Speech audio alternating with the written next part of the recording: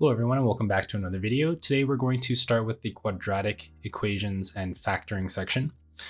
So this first part, we're going to go ahead and review some common factoring techniques, including this first part, which talks about factoring out a GCF.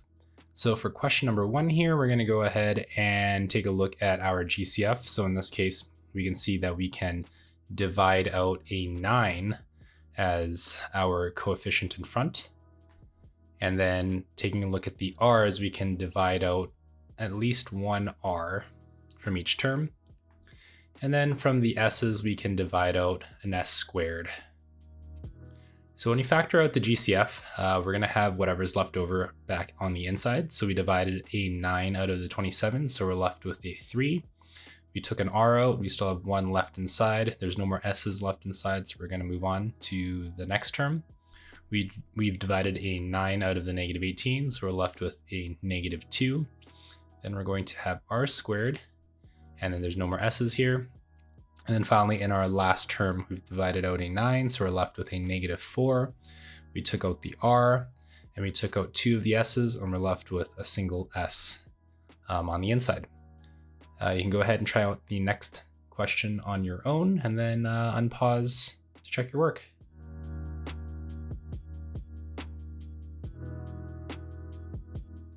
For this next problem, we can see that we have a binomial factor that is common to both terms here. So all we're going to do is pull that out to the front, and then we can take a look at whatever is left behind here, which is going to be x plus 3. If you're a little bit confused about why we're allowed to do this, we can imagine that we have something that looks kind of like this. Instead of having x minus 2, we're going to call that y. So we're going to let y equal to x minus 2. So instead of having x times x minus 2, we're just going to have x times y, and then plus 3 times y instead. And from here, we can factor out that y to the front, and we're left over with x plus 3, just like we did in our original question. And we would just have to replace this y with an x minus 2 in the end.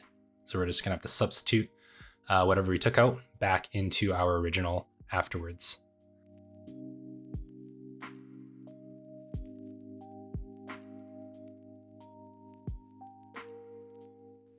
For this next section, we're going to take a look at some easy or simple trinomials. So essentially, if we're taking a look at any trinomials in the form of ax squared plus bx plus c, in this case, our easy trinomials are when a is equal to 1.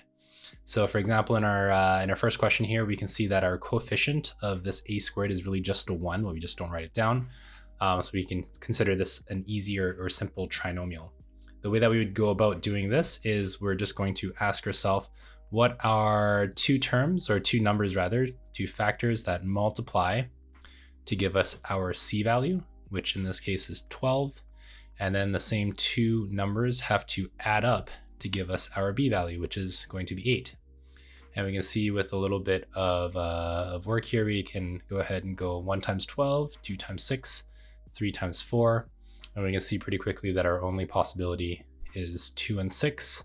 So we can therefore factor this pretty quickly as a plus 2 and a plus 6.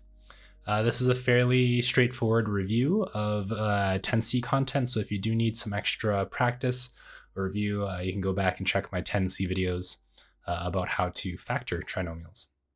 You can go ahead and pause the video and try out the next 3 questions here, and then we'll take a look at 5 and 6 together again.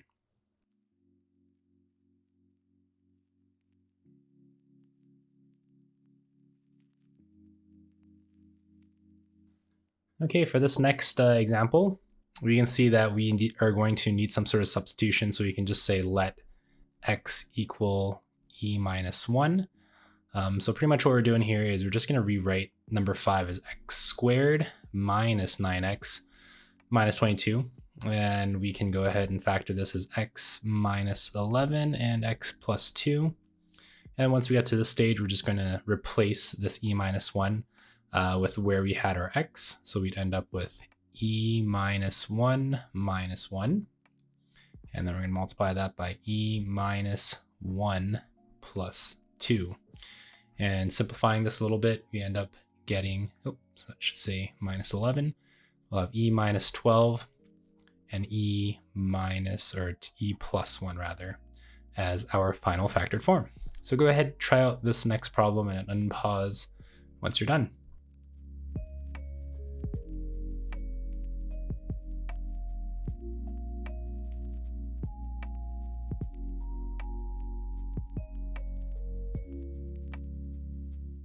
In this next section, we're going to take a look at complex or hard trinomials. So the reason why we call them complex or hard trinomials is, once again, if we're looking at any trinomial in the form of ax squared plus bx plus c, in this case, a does not equal to 1, unlike some of the previous examples that we've done. So the way that we would approach these questions is, first of all, we're going to say that we're going to find two numbers that multiply to give us a times c in this case. So a for us, for example 1 is, not 1, it's going to be 6. B is equal to 17, and c is equal to negative 3. So we want a times c to equal to 6 times negative 3, which is negative 18. And the same two numbers have to add up to give us b, which in this case is going to be 17. So what we're going to do is look for our factors of 18 first. We're just going to forget about the negative to start off with. And we have 1 times 18, 2 times 9, and 3 times 6. So the way that we're going to deal with the negative is knowing that one of our columns is going to be negative, either negative 1 times 18 or 1 times negative 18. The way that we're going to take a look at this is by seeing what our sign in front of the b value is. And since it's a positive b value, this tells us that our smaller numbers are all going to be negative. So for us, the only combination that works is going to be negative 1 and positive 18. So the method that we're approaching this with is called decomposition, and we're essentially breaking down this middle term, or decomposing the middle term, using our two numbers here. So that positive 17x now becomes negative 1x, or just negative x, plus 18x. And the first two terms still stay exactly the same, 6x squared minus 8x plus 18x, and then finally minus 3. So what's going to happen is we're going to group up each pair of terms here. And what this will give us is I've factored out an x from the first pair of terms. So that'll give me 6x minus 1 on the inside. And then I'm going to factor out a positive 3 from the second pair, and that will leave me with 6x minus 1. Notice how our binomial factor is exactly the same. So we're going to pull that out as our common factor. We're left over with x plus 3 as our second factor. Before you move on and take a look at the examples on your own, just note that for these two examples here at the bottom, we're going to go and use substitution again. So we can say, for example, this one we're going to let y equal to x plus 2. And then perhaps for this bottom one, we can say that we're going to let y equal to x minus 3. So you can go ahead and pause the video and unpause once you're done to check your work.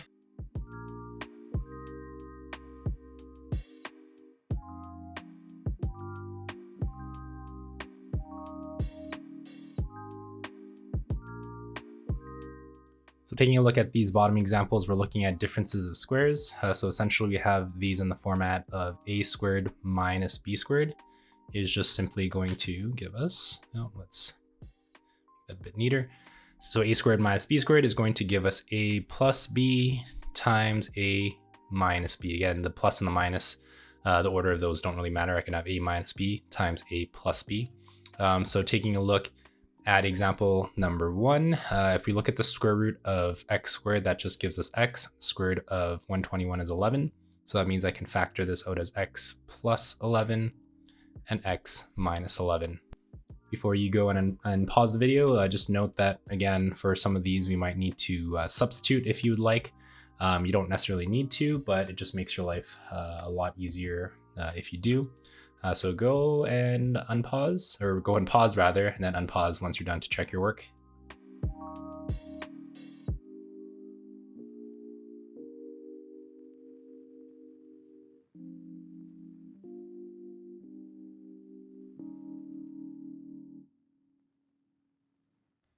In this next section, we're going to see how we can solve quadratic equations by graphing them.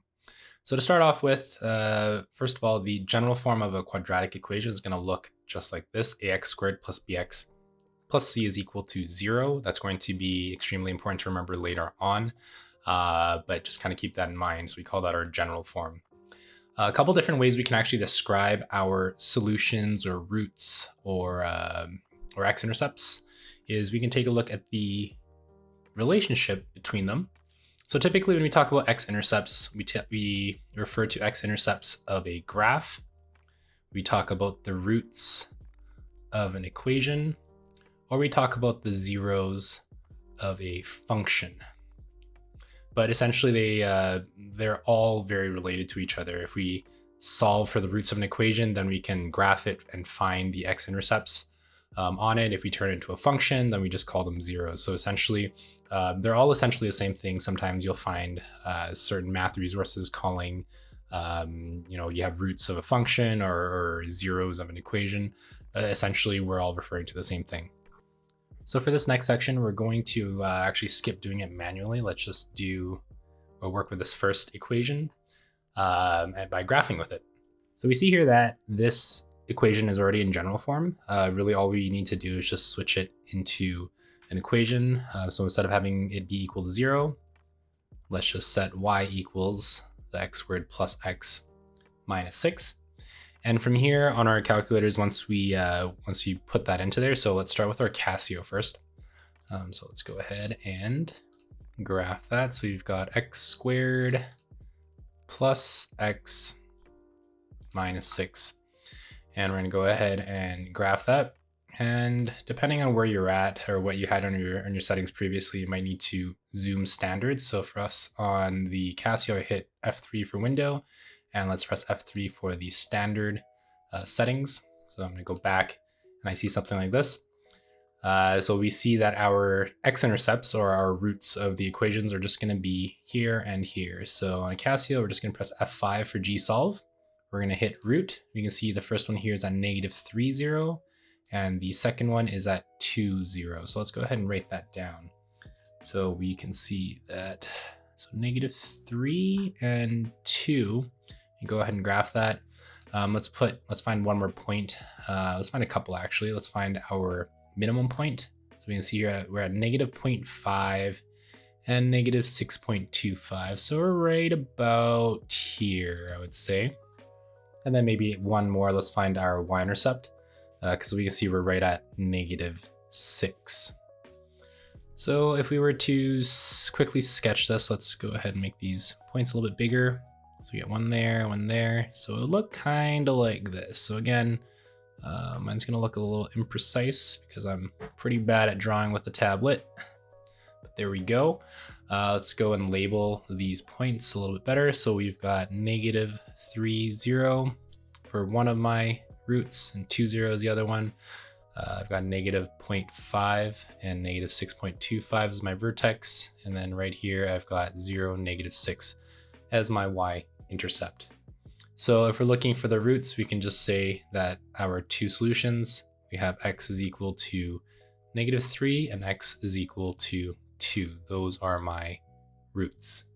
For our Casio folks, or rather for our TI folks, just know that to find the zeros, once you've graphed it, you're going to hit second, and then you're going to hit trace, and then you're going to go to option number 2, which is the zeros, and it's going to say left bound. You go to the left of your first x-intercept, and this for right bound, you go to the right, press enter, enter, and then it'll give you the first one.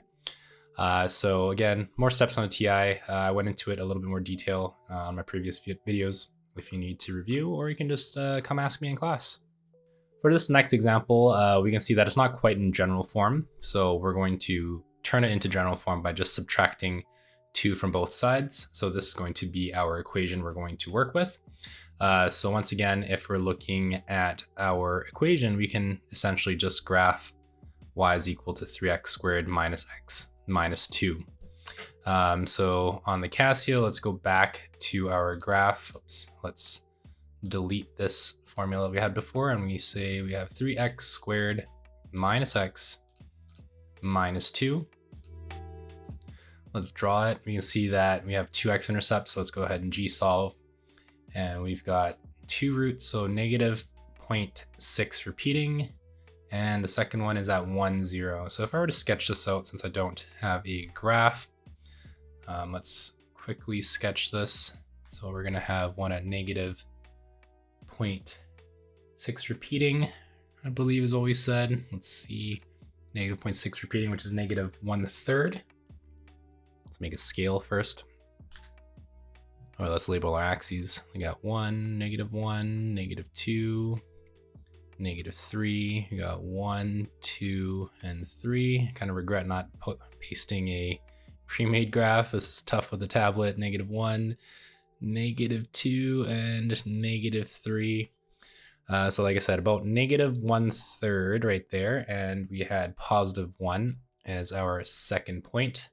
If we're looking at our two other points that we could use, let's look for our y-intercept. So we're at negative 2, so we're right down here. Oh, my scale is really off, but and we're going to look at our vertex. So we've got a minimum, and we've got negative 0.16. So just to the right, I'm at negative 2.08. So we're probably right about there. So if we were to sketch this, it's going to come down.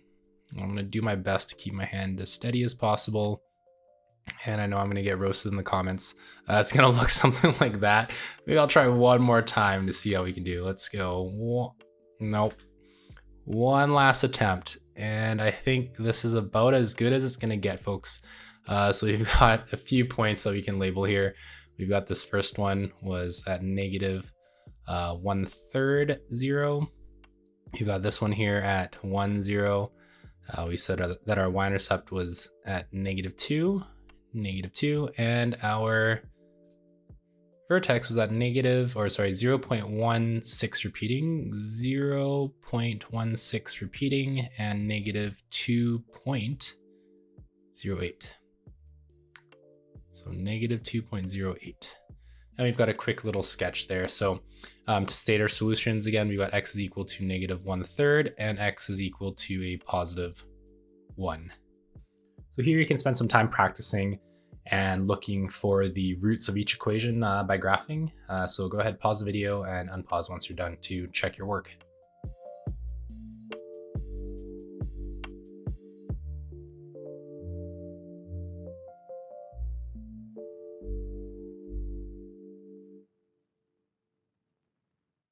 So going back to your solutions from the first section there, we'll see that there were a few different cases where you might not have had any real roots, one real root and two real roots, and we'll examine this a little bit later on when we discuss the discriminant. But just from your observations, we can see here that for having no real roots, you would look at D. So for D, basically, there are no real roots because it did not, or the graph did not cross the x-axis.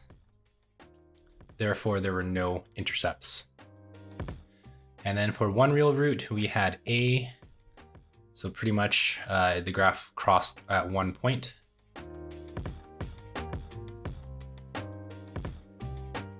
And then finally, for two real roots, we had two answers. We had B and C, or the graphs are B and C, because they crossed at 2 points.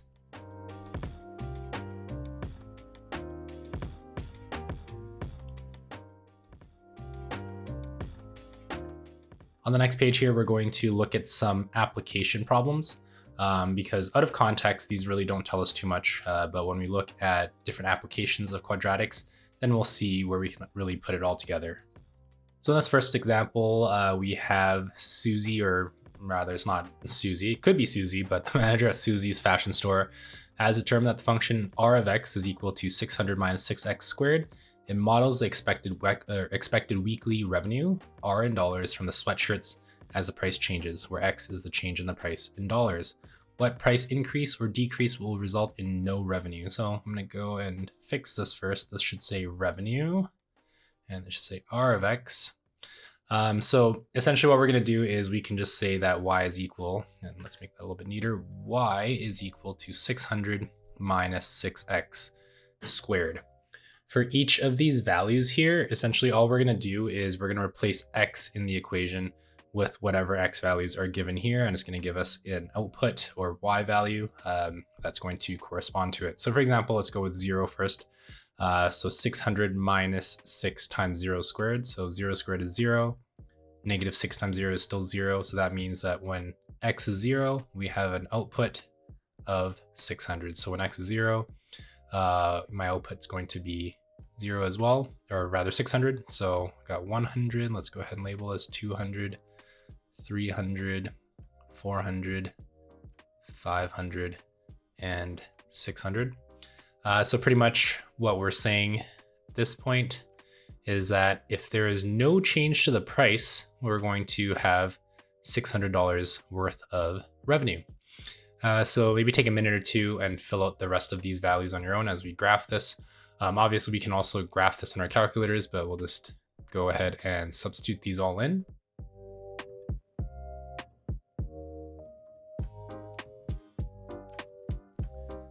So we can see that 600 actually ends up being the maximum revenue. So when the price is unchanged, Susie will earn the most amount of money, actually. So -2, 576. Let's go ahead and plot these real quick. So we're at -5.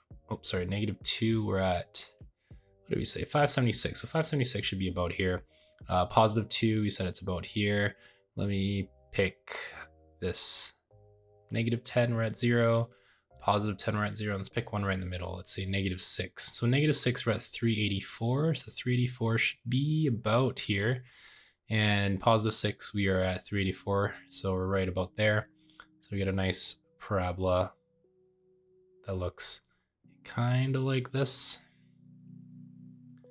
And we can see that we have two answers. So what price increase or decrease will result in no revenue? So you can see there are two answers here.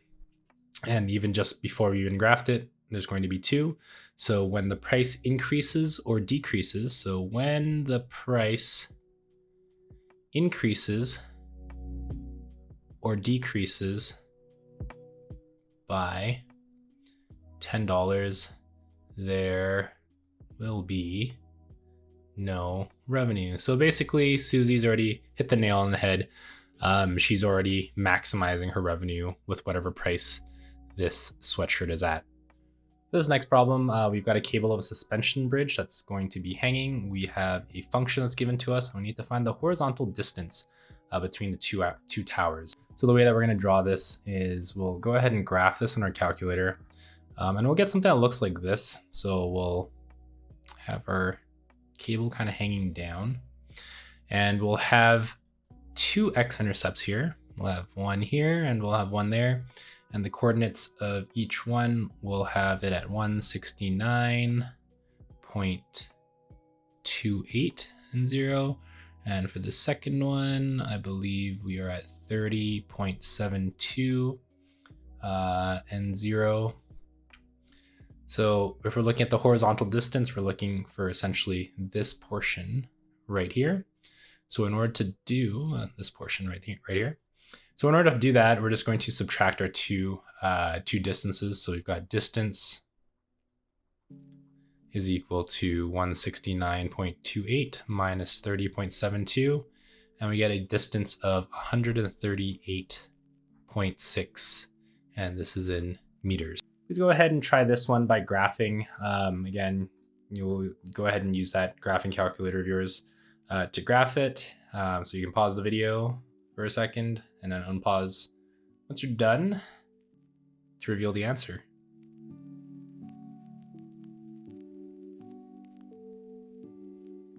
So the second way that we're going to discuss solving quadratic equations is by using factoring. So previously we've learned about something called the zero product property, where it states if the product of two real numbers is 0, then one or both of the numbers must be 0. So essentially, if we have two numbers saying a times b, or two factors saying a times b is equal to 0, then one of three things has to be true. So either a is 0, b is 0, or both a and b are both equal to 0. So previously in the lesson, we were factoring trinomials such as this one, x squared minus x minus 20 is equal to 0. So we're actually going to go ahead and do that again. Because it's a simple trinomial with a equals to 1, we're just looking for two numbers that multiply to give us negative 20 and add up to give us negative 1. So let's start off with our factors: 1 times 20, 2 times 10, 4 times 5. And since we're looking for numbers that, like we said, multiply to negative 20, add up to a negative 1, that means that our larger number has to be negative. So we have negative 5, negative 10, negative 20. And our only possibility that works is positive 4 and negative 5. So I can actually factor this out as x plus 4 and x minus 5. And again, this whole thing is equal to 0. Going back to our zero property, zero product law rather, we have now two factors. We've got x plus 4. So we can state that x plus 4 has to be equal to 0 in order for this equation to equal to 0. And then when we subtract 4 from both sides, we get x is equal to negative 4 as one of our solutions.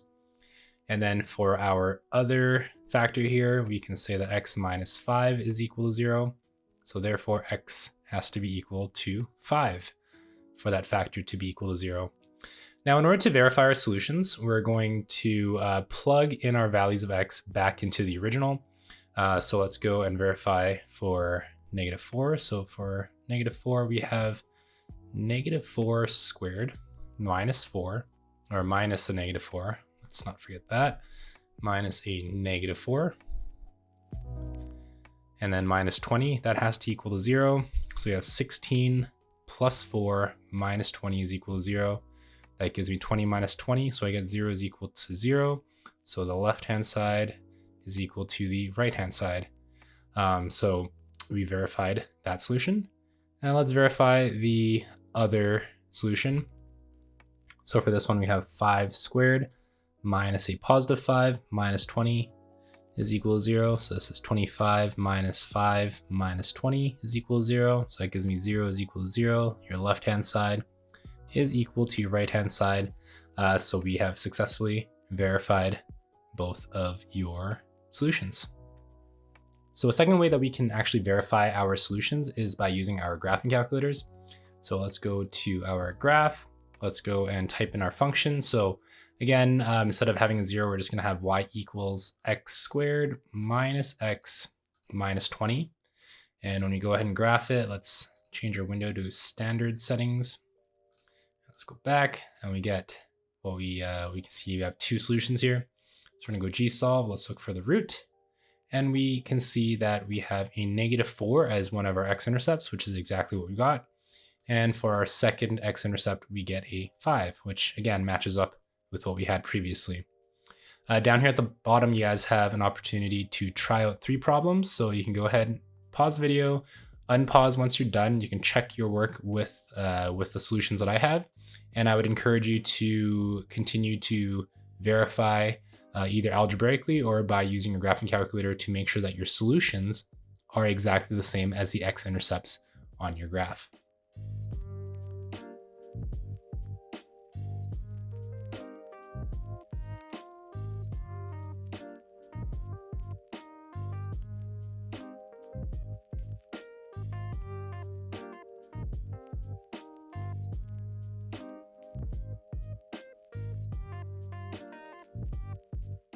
Let's try out this first application problem here. So we've got a water slide ending with a slider dropping into a deep pool of water.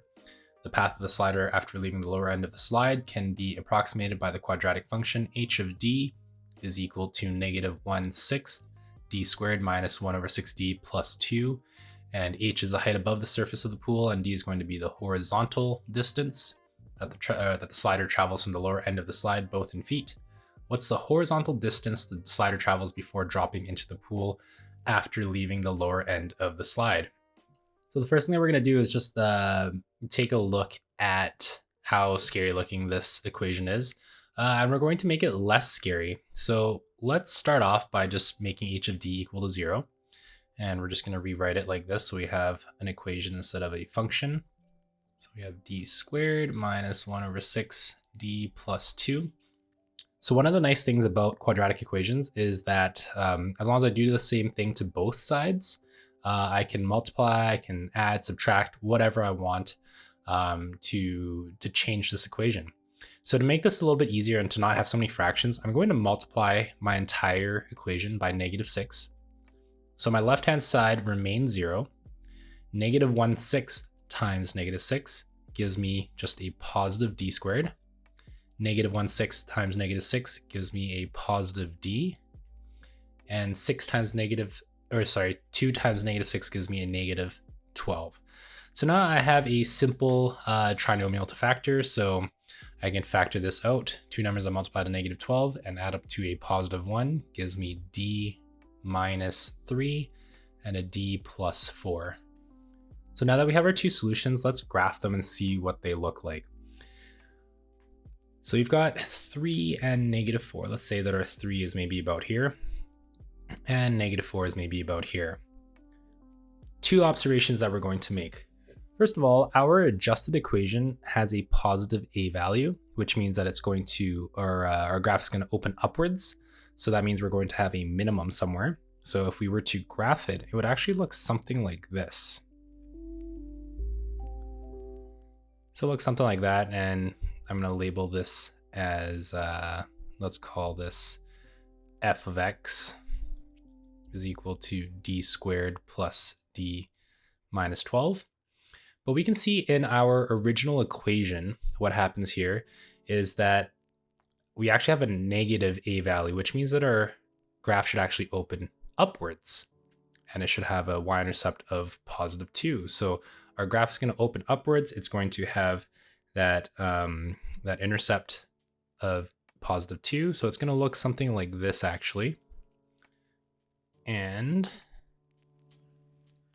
we were to go across like this. And it's gonna look something like that. Now this part's a little bit confusing because again, we actually changed our equation. But what happens when we change our equation, our x-intercepts or our zeros or our roots will stay exactly the same. So the zeros of this equation, of this first equation, are still the same roots that we would get from the second equation, regardless of what we've done by multiplying or dividing or whatever happens. So we end up with two, seemingly different functions, but we're looking at the x-intercepts because the x-intercepts are what give us some context within this application. So this blue graph doesn't actually do us much good. It doesn't really help us out in a contextual setting, but it does help us identify our x-intercepts. And from there, we're able to sketch and give ourselves an idea essentially of what this question is going to look like.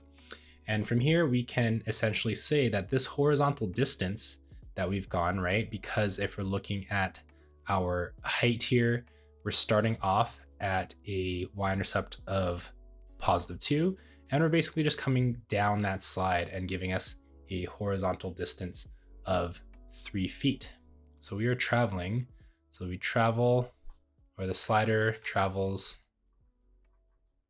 3 feet before dropping into the pool.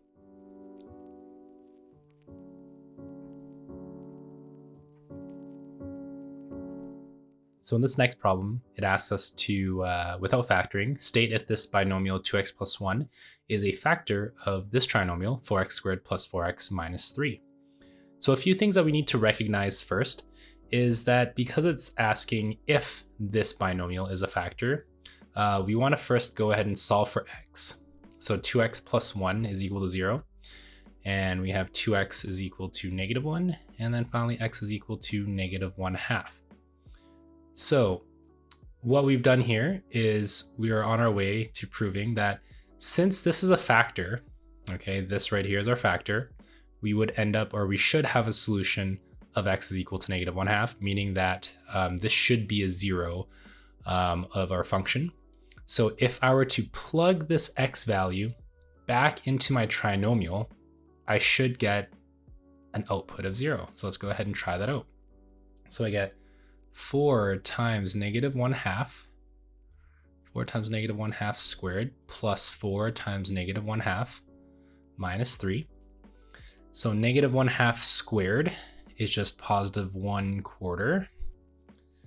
4 times -1/2, let's Let me erase that plus sign. So 4 times positive 1/4. 1/4, and then now I have minus. This can be 4 times -1 is -4. -4 over 2 is -2, and that's -3. So 4 times 1/4 is just 1. 1 minus 2 minus 3 does not equal 0. It equals to -4. So essentially, this could have gone one of two ways. If it equals 4, or equals 0 rather, then it's a factor. If it doesn't equal to 0, then it is not a factor. Okay, so anytime that you're trying to prove if something is a solution, we're going to take whatever solution we have, right, or whatever factor we have, find our solution by solving for x, and then plug it back into whatever trinomial we're given, or into whatever equation we're given. And if it equals to 0, it's a factor, and if it's not equal to 0, then it is not going to be a factor. So we can summarize by saying 2x plus 1 is not a factor, since subbing in x is equal to -1/2 does not yield 0. For the second problem, we're actually just going to work backwards. So we're given the roots, or the solutions, of some sort of quadratic equation, and we want to go backwards and rewrite the original equation. So you can see here in our previous problem that we have our solution, or our root, and what we're being asked to do is actually to work backwards so that we get 0 on one side. So to start us off, we're gonna go with our first solution, x is equal to -3. And in order to get 0 on one side, let's go ahead and add 3 to both sides. So I get x is equal, or rather, x plus 3 is equal to 0. So that is going to be my first factor. So I have x plus 3 is my first factor. And then for my second solution, x is equal to 4/3. In order to get 0 on one side, let's multiply both sides by 3. So we get 3x is equal to 4. And then we're going to subtract 4 from both sides. So then I get my second factor, 3x minus 4 is equal to 0. So the third method that we can use to solve quadratic equations is through completing the square. Before we get to that, we're going to first look at a special form of the quadratic equations where our linear term is going to be missing. So that means that our coefficient for b is actually going to equal 0. So we're just going to isolate the quadratic on one side and then take the square root of each side, giving us 2 roots. And we can just write it as plus or minus n. So hopping right into it, we're going to start off with the example number 1. So let's add 49 to both sides. So we get x squared is equal to 49. Let's make that a little bit neater. X squared is equal to 49. I'm not sure if you guys can see it on your screen, but my tablet is automatically connecting that part of the 4 up there to make it look like a 9, which is a little annoying. But anyways, we're going to now take the square root of both sides. So the square root of x squared is x. And the square root of 49, we're going to write as plus or minus 7, because 7 squared gives us 49 and -7 squared also gives us 49. So that means that x is equal to 7 or x is equal to -7. Take a few minutes and try out the next 2 examples, so B and C on your own, and then unpause to check your work.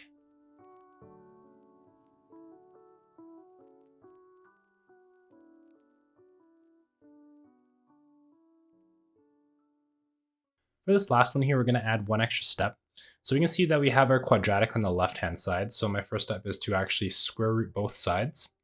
So when I square root the left-hand side, I get rid of that squared there. When I square root the right-hand side, I end up with a plus or minus 2. So for us, we can now add 3 to both sides. So I have plus or minus 2 plus 3. So this means that I have 2 answers. X is equal to positive 2 plus 3, which means I get x is equal to 5 as one of my answers. Or I get x is equal to -2 plus 3, so I get x is equal to positive 1. So I get two answers still, 5 and 1. So for these next two examples, we're going to make sure that we express our answers as exact values. So starting us off, let's add 18 to both sides. Square rooting both sides gives us x is equal to plus or minus the square root of 18. And then we can actually simplify this to x equals plus or minus 3 square root 2, because from here we know that this can be rewritten as square root 9 square root 2, which gives us 3 square root 2. Same thing for our second example here. Let's square root both sides. So I get x plus 2 is equal to plus or minus the square root of 24. We know that square root 24 is the same thing as square root 24 is the same thing as square root 4 times the square root of 6. So that gives us 2 square root 6. And then we can write that down first, plus or minus 2 square root 6. And then to get x by itself, let's subtract 2 from both sides. So I get plus or minus 2 root 6 and then minus 2. So that means for us, we have two solutions. We get one where x is equal to a positive 2 root 6 minus 2. And we get a second solution where x is equal to negative 2 root 6 minus 2. So now that we've looked at some guided examples that helped steer us towards completing the square, we're actually going to go ahead and do it. So to get us started, we're looking at x squared minus 12x minus 7 is equal to 0. Notice that our key is to get x minus p squared is equal to some sort of number, just like we did on the previous page, so that we can take the square root of both sides. So step number 1, we're going to put that constant term. So in this case, we have that negative 7 that we're going to move to the other side. So let's rewrite this as x squared minus 12x is equal to positive 7. Our second step is we're going to take half of the coefficient of our second term here. And we're going to square it and then add it to both sides. So we have x squared minus 12x. We're going to take half of this negative 12. So we're going to add half of that and square it. And what we're going to do is we're going to do that to both sides here. So we're going to add that square of that negative 6 to both sides. So just as an example from previously where we completed the square, what it would have looked like is something like this, x squared minus 12x. And then we would have had the minus 7 like that. Previously, what we've done is we added 6 squared. So we went plus 36, and then we went minus 36 as well. But we can see that if we were to move it onto the other side, we would just add 36 anyways to both sides. So we're just essentially skipping that step there of going minus negative 6 squared, and we're just skipping right ahead to that next step there. So what this gives us is we will have x squared minus 12x plus 36 is equal to 7 plus 36. This gives us x minus 6 squared is equal to 43. So this brings us to where we were on the previous slide, where we have a square on the left-hand side and some sort of constant on the right-hand side. So let's go ahead and square root both sides. So that gives me x minus 6 is equal to plus or minus the square root of 43. And then I'm going to add 6 to both sides. So I have plus or minus square root 43 and then plus 6. So that means that I have two answers, one which will be x is equal to the positive square root of 43 plus 6. And then my second answer is x is equal to the negative square root 43. Let's see if I can make that a little bit neater. Negative square root 43 plus 6. So again, I have two separate answers. So what we call this is our exact value or exact solutions. Two more things that we want to keep in mind is if we go through all this work and we end up having to take the square root of a negative number, that means that there are no solutions.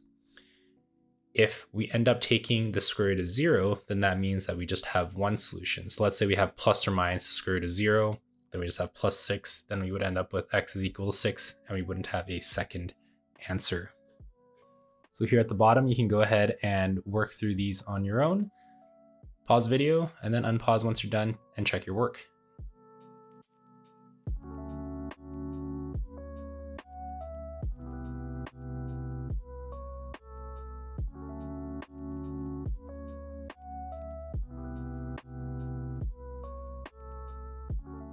In this next section, we're going to see what happens when we complete the square when a does not equal to 1. So we're more or less starting off the exact same way. We're going to first put that constant term on the other side. So we're going to subtract -2 from both sides. And then this is the part that's a little bit different. We're dividing both sides by your coefficient of x squared. So we're essentially taking the entire equation and we're dividing it by a -2. So what this leaves us with is a positive x squared. We have a positive 5 over 2x. And now this is going to be equal to positive 1. So this is a lot less scary now without all the negatives.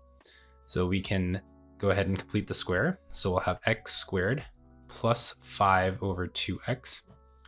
We take half of this middle term and square it. So 5 over 2 divided by 2 gives us 5 over 4. So we're going to add 5 over 4 squared. And we're also going to add 5 over 4 squared onto the right-hand side as well. So now we have x squared plus 5 over 2x plus 25 over 16. And we get 1 plus, or is equal to 1 plus 25 over 16. Now we can factor out this left-hand side as x plus 5 over 4 squared. And this is going to be equal to 1. We're going to rewrite 1 as the same thing as 16 over 16. So I have 16 over 16 plus 25 over 16 gives us 41 over 16. And then let's square root both sides now. X plus 5 over 4 is equal to plus or minus the square root of 41 over 16. And then we can finally subtract that 5 over 4. And let me make that a little bit of a bigger radical there. Square root of 41 over 16. And maybe 41 over 16, and we're going to subtract 5 over 4 from both sides. So for these next 4 examples, you can go ahead and pause the video. For these 2 down at the bottom, depending on what you're more comfortable with, you might find it easier to just multiply your equation to get rid of your fractions or your decimals. So for example, this one down here, I would recommend multiplying by 2. And then this one down here, I'd recommend multiplying by something like a -10. So you can get rid of the negatives and move that decimal or get that decimal out of the way. So go ahead, try these out and check your solutions.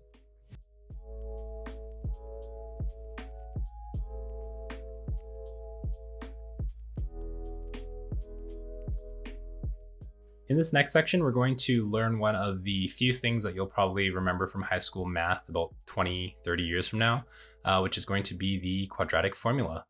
So essentially the quadratic formula is just another method to help us solve different types of quadratic equations, especially if we are unsure of what the best method might be. That being said, you can always use quadratic formula for whatever quadratic you're trying to solve for.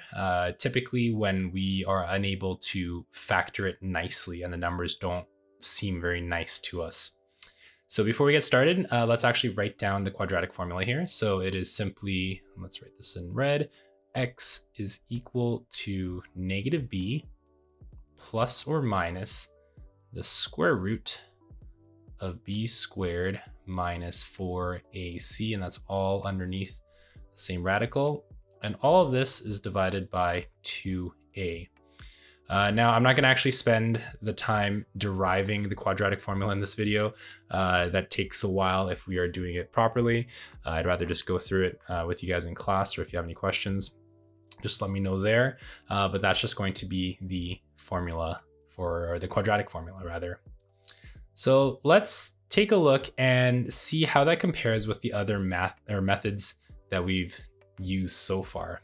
So in example number 1, if we use factoring to solve x squared minus 8x plus 12 is equal to 0, essentially we can factor this out as x minus 6 and x minus 2 is equal to 0. So this gives me two solutions, x is equal to 6 and x is equal to 2. So pretty straightforward solutions there. Now, if we were to use the quadratic formula, we need to identify our a, b, and c values. So first of all, a is equal to 1, b is equal to -8, and then c is equal to positive 12. So now when I substitute everything in, I get -8. And that, again, keep that in mind. That's where a lot of students make mistakes, that -8 plus or minus the square root of -8 squared minus 4 times a, which is 1, times c, which is 12. And we're going to divide this entire thing by 2 times 1. So if we look at what's on the outside now, -8 gives me a positive 8. So I have 8 plus or minus. If we take a look at the inside, -8 squared, which is 64. I have 64. And now I have minus 4 times 1 times 12. So that's minus 48. And we're going to divide this whole thing by 2 times 1, which is just 2. So this gives me 8 plus or minus the square root of 16 over 2. And then we get 8 plus or minus 4 over 2. This means we have two answers. We get x is equal to 8 plus 4 over 2, which is 12 over 2, which is 6. And then we get our second answer of x is equal to 8 minus 4 divided by 2. So that's 4 divided by 2 gives me 2. So you can see here that for this particular example, the quadratic formula is actually not ideal, because just factoring it normally yields us a much more efficient way of solving. Whereas, yes, the quadratic formula works, but it's a lot slower, a little bit more tedious, and the chances of making a mistake are quite a bit higher, because when you look at the number of negative signs that you have to deal with, just factoring would be a lot easier. Again, the quadratic formula isn't necessarily useful for these types of problems, but as we start to progress and we can see that things aren't quite so easily factorable, the quadratic formula is a very important tool for us to be able to utilize. So in these next two examples, you can go ahead and pause the video and try them out, and then unpause once you are done. So for these next three, you can go ahead and continue to work on these. For this one, you actually would want to expand your equation and just make sure you have this in general form first. And then for example number 4, I'd recommend just multiplying everything by 2 just to get rid of all the fractions, and it makes things much, much easier.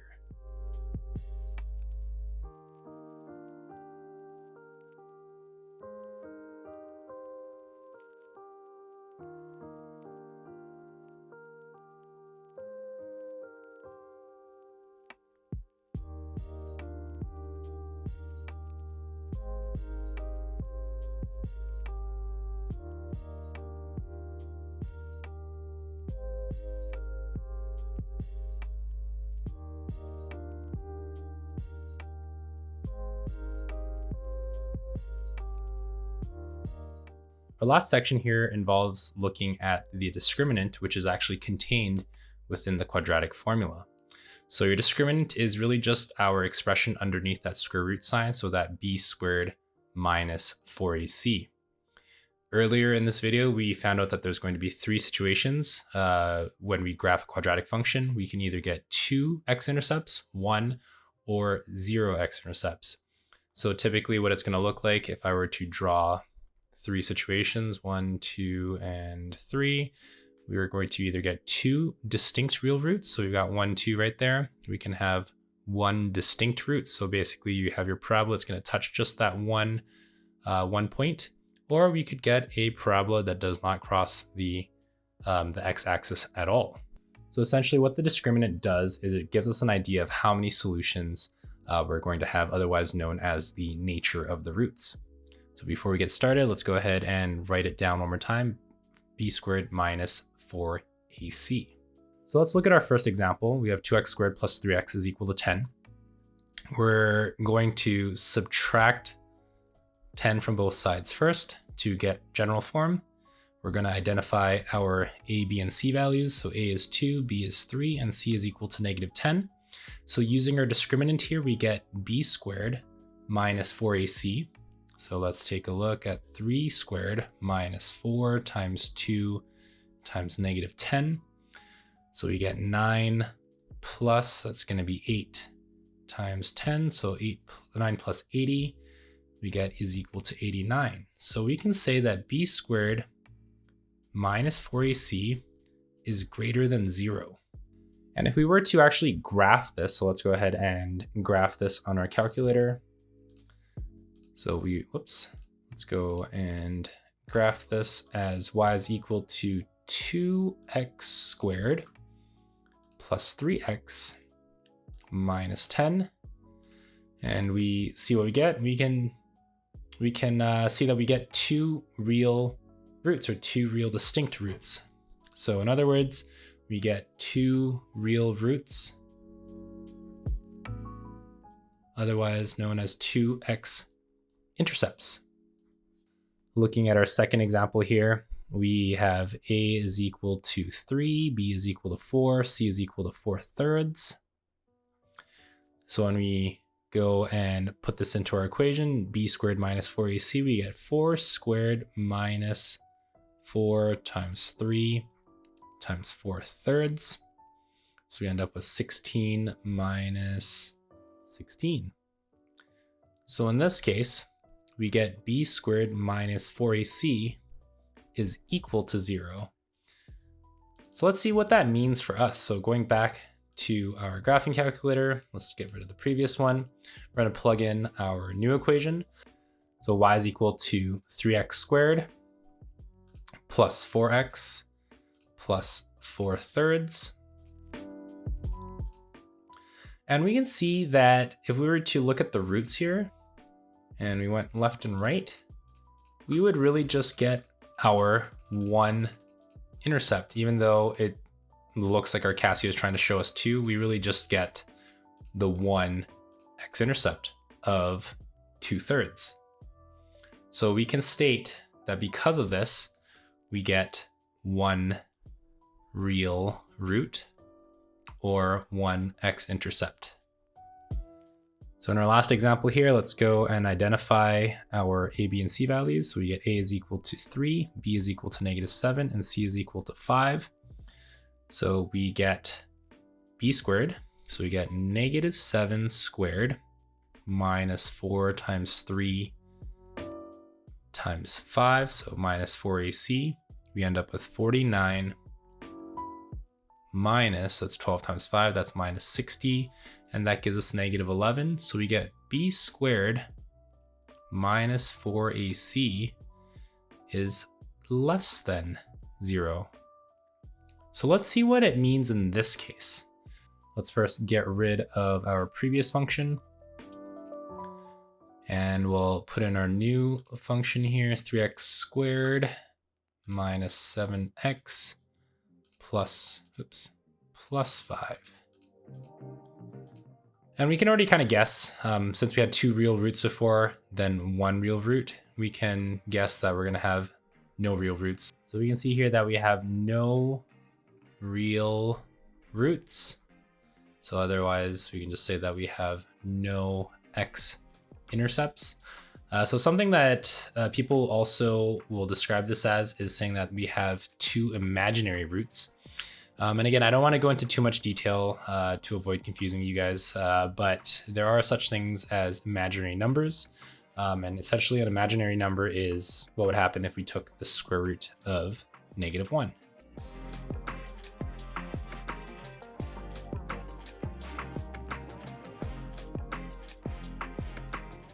If you're really curious about imaginary numbers, there's lots of resources out there to help satisfy your curiosity. So I encourage you to go out and take a look.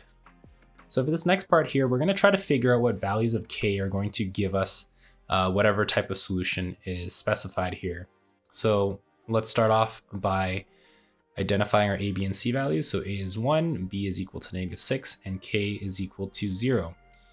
So we know that we need one distinct real root. So we are looking for b squared minus 4ac being equal to 0. That's what we want, so that we have just one root or one solution. So we know that we have -6 squared minus 4 times 1 times k has to be equal to 0, because that's what we're looking for.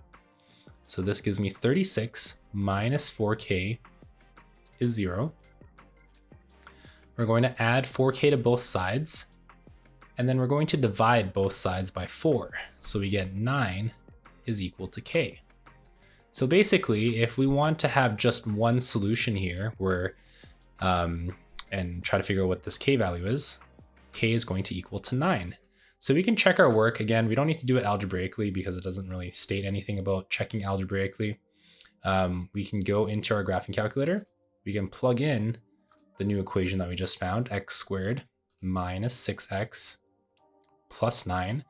And if we've done this correctly, we should end up with just a single x-intercept. And we do just have the one x-intercept here of 3. Okay, so you're able to verify your answers with your graphing calculator. I'd really advise that you do that just to make sure that you're on the right track. For the second example, we're going to do, again, the same thing, identify our a, b, and c values. So in this case, a is k, b is equal to -2, and c is equal to 1. So since we want two distinct real roots, we want b squared, or discriminant, b squared minus 4ac being greater than 0. So now we have -2 squared minus 4 times a, which is k, times c. And we want whatever that is to be greater than 0. So this gives me 4 minus 4k is greater than 0. We can add 4k to both sides. So we get 4 has to be greater than 4k.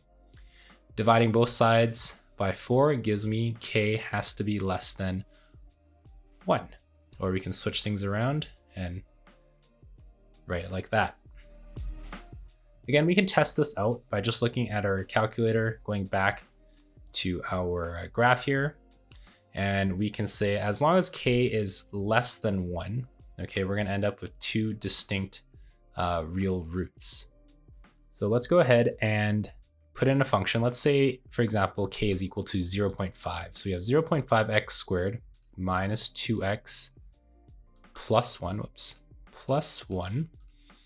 And we're going to go ahead and draw, and we can see that we have two x-intercepts here. Let's say on the other hand, we messed this up and we said that k can equal to 1. So let's go back into our formula here.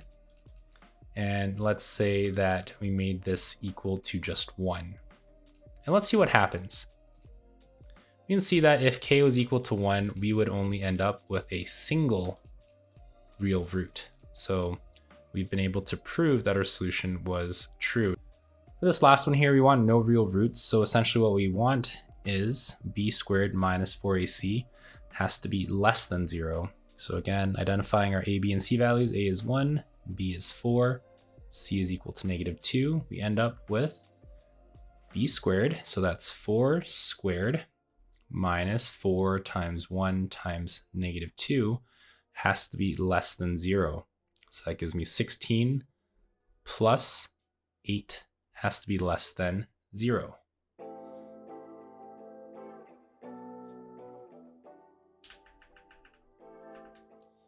So we start off by identifying our A, B, and C values. A is 1, B is 4, and C is equal to negative 2k.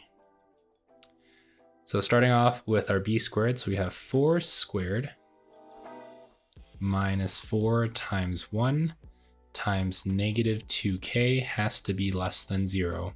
So this gives us 16 minus, or plus 8k rather, has to be less than 0.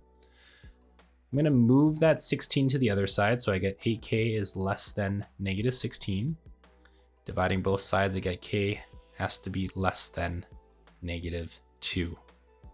So on this page here, you can take a look at the practice problems and identify the number of roots, identify the discriminant, and be able to graph it to verify your work. So you can pause the video and then unpause once you're done.